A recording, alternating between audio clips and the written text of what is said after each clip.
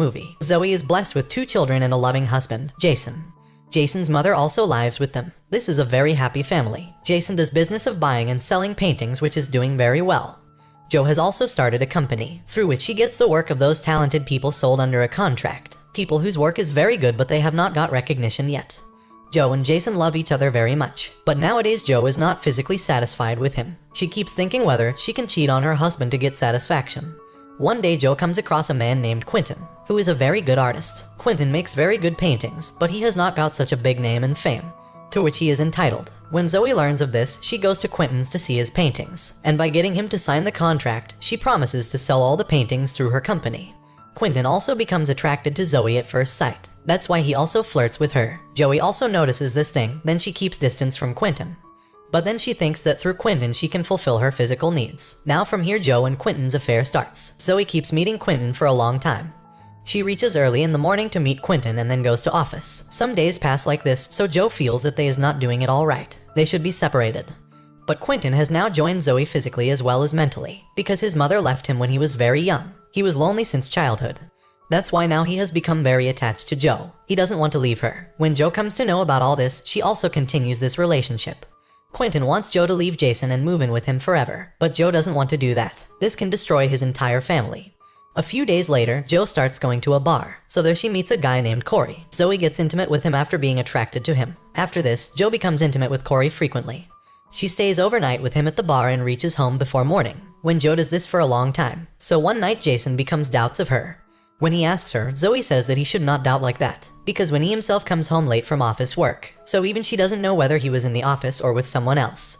Now hearing this, Jason angrily says whenever he is late, so calls her and tells her why he is late. But here Joe is not ready to accept all this. But after this, Joey realizes that she was wrong. She has now become a sex addict, who has become used to all this to satisfy his hunger. And then Joe goes to a therapist to get rid of the same thing. After this, the movie comes to the present.